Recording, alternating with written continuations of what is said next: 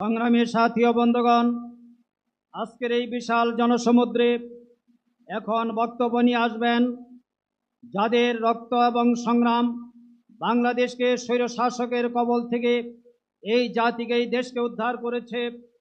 সেই আন্দোলনে অন্যতম নেতৃত্ব দানকারী জাতীয় নাগরিক পার্টি এনসিপির উত্তরাঞ্চলের মুখ্য সংগঠক জনাব সার্জিস আলম।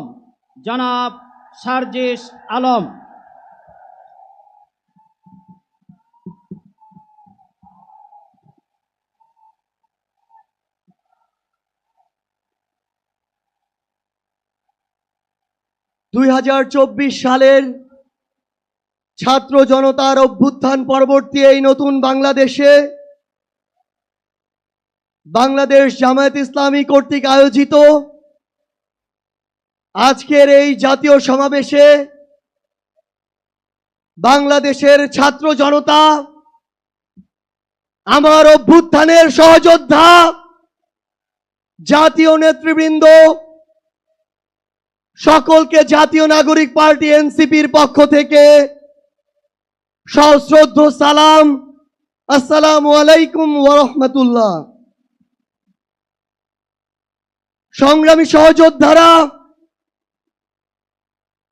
অভ্যুত্থানের 1 জুলাই পেরিয়ে আমরা আরেক জুলাই এসে উপস্থিত হয়েছি, কিন্তু বাংলাদেশ থেকে মুজিববাদীদের ষড়যন্ত্র এখনো শেষ হয়নি। গোপালগঞ্জে এখনো মুজিববাদীদের আস্তানা ঘেরে রয়েছে। মুজিববাদীরা এখনো বাংলাদেশের বিভিন্ন জায়গায় সক্রিয় রয়েছে। এই মুজিববাদ একটি আদর্শ। শুধু আইনিভাবে এই মুজিববাদের মোকাবেলা করা যাবে না, আমাদেরকে অর্থনৈতিকভাবে, রাজনৈতিকভাবে, সাংস্কৃতিকভাবে এই মুজিববাদের কোমর ভেঙে দিতে হবে। আমাদের মধ্যে রাজনৈতিক মতপার্থক্য থাকতে পারে, কিন্তু এই মুজিববাদের প্রশ্নে, এই স্বৈরাচারের প্রশ্নে অভ্যুত্থানের সকল শক্তিকে ঐক্যবদ্ধ থাকতে হবে। সংগ্রামী সহযোদ্ধারা, এই বাংলাদেশে আবারও নতুন করে মুজিববাদী ভারতপন্থী শক্তিগুলো এখন সক্রিয় হচ্ছে। আমাদের মধ্যে মতপার্থক্য থাকতে পারে, কিন্তু এই বাংলাদেশে বাংলাদেশপন্থী ব্যতীত কোন দেশপন্থী, কোন বাদপন্থী, কোন শক্তির আর জায়গা হবে না। সংগ্রামী সহযোদ্ধারা, এই বাংলাদেশে আর ভারতীয় আধিপত্যবাদের জায়গা হতে দেয়া যাবে না। অন্য যে কোনো দেশের নামের কোন আধিপত্যবাদের জায়গা এই বাংলাদেশে হতে দেয়া যাবে না। সংগ্রামী সহযোদ্ধারা, হাজারের অধিক ছাত্র জনতা জীবন দিয়েছে। আমার হাজার হাজার সহযোদ্ধা আজকে আমার সামনে রয়েছে। আমাদের একটা আকাঙ্ক্ষা ছিল, গত জুলাইয়ে, ওই আগস্টের 5 তারিখে আমাদের যে স্বপ্ন ছিল, আরেক আগস্ট আসতে চলেছে, আমাদের সেই স্বপ্নগুলো পূরণ হয়নি। অন্তর্বর্তীকালীন সরকারের কাছে আমরা সুশীল সরকারের ভূমিকা চাই না।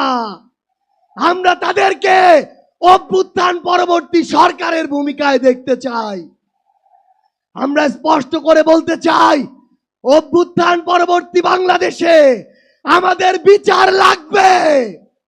এই বাংলাদেশে খুনি হাসিনার বিচার হতেই হবে। খুনি হাসিনার বিচারের রায় হতেই হবে। খুনি হাসিনার বিচারের রায়ের কার্যকর আমরা দেখতে চাই। আমরা স্পষ্ট করে বলতে চাই, এই বাংলাদেশে বিচার বিভাগকে কোন দলের বিচার বিভাগ হিসেবে আমরা দেখতে চাই না। আইন শৃঙ্খলা রক্ষাকারী বাহিনীকে ক্ষমতার তোষামত করা বাহিনী হিসাবে আমরা দেখতে চাই না। আমরা স্পষ্ট করে আপনাদেরকে বলি, 72-এর মুজিববাদী সংবিধানকে এক পাশে রেখে কোনদিন এই বাংলাদেশপন্থী বাংলাদেশ সম্ভব নয়। আমাদের নতুন সংবিধান লাগবে, আমাদের গণপরিষদ নির্বাচন লাগবে, আমাদের নারীদের অধিকার আমাদের নিশ্চিত করতে হবে, আমাদের সংখ্যালঘু ভাই বোনদের অধিকার আমাদের নিশ্চিত করতে হবে। আমরা 1947 সালের উপনিবেশ বিরোধী যে আকাঙ্ক্ষা, 71-এর স্বাধীনতার যে আকাঙ্ক্ষা, 24-এর মুক্তির যে আকাঙ্ক্ষা, সেই আকাঙ্ক্ষাকে ধারণ করে ঐক্যবদ্ধভাবে আমাদের আগামীর বাংলাদেশ গড়তে হবে। আমরা স্পষ্ট করে সর্বশেষ একটি কথা বলে যাই, ফ্যাসিস্ট বিরোধী 24-এর শক্তি আমাদের ঐক্যবদ্ধ থাকতে হবে। তবে ঐক্যবদ্ধ মানে এই নয় যে আমরা কারো অন্ধভাবে দালালি করব। কেউ যদি চাঁদাবাজি করে আমরা সেটা মুখের উপরে বলবো, কেউ যদি সিন্ডিকেট চালায় আমরা সেটাও বলবো, কেউ যদি দখলদারিত্ব করে আমরা সেটাও বলবো।